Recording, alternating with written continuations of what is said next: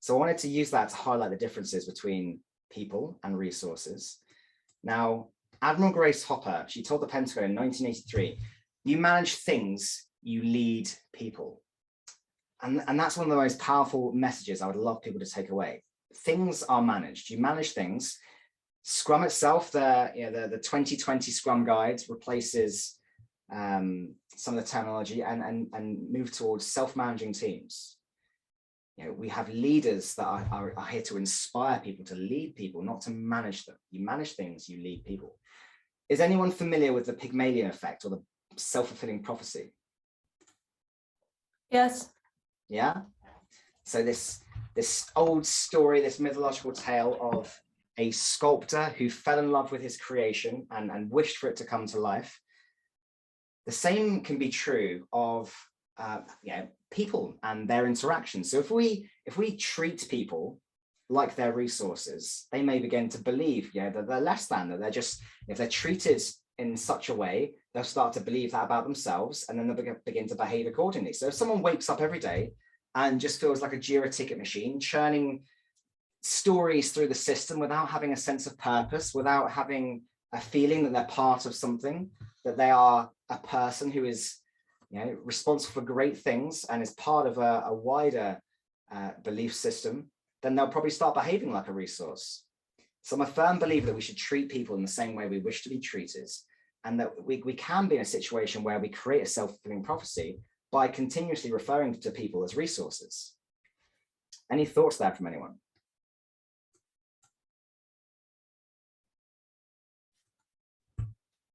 Very true, Susan, thank you. Right on, Janelle. I think you see this in surveys as well. When you're asking a group, sometimes if there's negativity, it's, again, not bad people, but they've been made to feel like they don't matter in this. They don't have the purpose. They haven't heard vision enough or whatever, or people have been let go. All of those things tend to show up that way. That's where I've seen it. Absolutely. And it just happens all the time because it's such common language, common business language, just like the word deadline. Deadline has made its way into the business language. A deadline was the line outside of a prison by which if someone went past it, they would be shot. I don't know how that made it into business language, but it has. But the same is true of resources. It's just this, it feels like this dirty word. And I think the real important thing to emphasize is that it doesn't matter if you call someone a resource, as long as you don't treat them as one. There's a very big difference. So if you're referring to a resource and everyone's happy to be referred to as such, and they don't take any offense by it, they don't feel less than as a consequence, and people are actually treated like people, that they're valued, then it doesn't really matter, arguably so. But what are the alternatives, I hear you ask? Well, there are a lot of big companies out there that have begun altering what they call their people departments. So human resources is a function within many businesses designed to hopefully onboard and provide a great experience for employees, but often they're there to protect the businesses as well. But there are a lot of companies that have began altering the language they use. So Facebook, for example, refer to their team as people at. Airbnb, employee experiences. Google, people operations. Monzo, the people team. Salesforce, employee success, which I particularly like because it's all about setting their people up for success. We've then begun to see a number of roles appear, becoming more and more common across LinkedIn, across the wider business spectrum. You've got roles appearing such as chief people officer, head of people, chief happiness officer, which I think is delightful, director of employee engagement, people champion, chief purpose officer, people and capability director. Some really great names that are starting to appear as a counter to the traditional human resources, which, as we've reflected on, is a bit of an oxymoron, because we've got humans as unique, complex individuals, whereas resources are these disposable, replaceable commodities.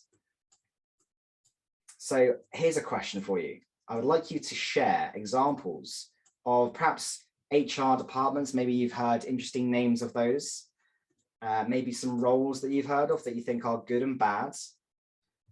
Any examples, any stories to tell? I've heard of, for example, human capital management, which just sounds like consultant speak to me. I'm in consulting.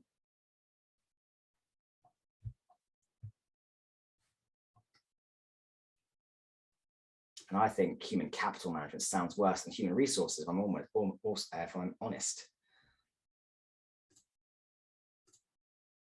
Collaborators sounds good.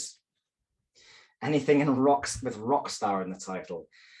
Yeah, I think if we genuinely employed people that were rock stars, would they not turn up to meetings like hungover, looking for their next fix or something? They wouldn't be very productive.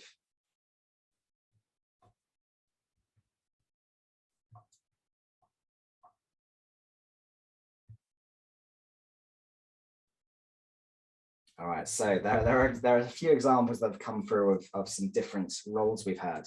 But what I wanted to emphasize through sharing these alternative examples is that it's happening. There is a growing movement from some of the largest companies in the world for moving away from language that refers to people as resources. And if there was one thing that I could leave anyone with from attending this talk, from being involved with it, is that maybe we should be thinking differently. Perhaps next time you hear yourself or you hear someone refer to someone as a resource, perhaps challenge yourself to think otherwise. The Miro board, Natalie, is on its way. Yeah.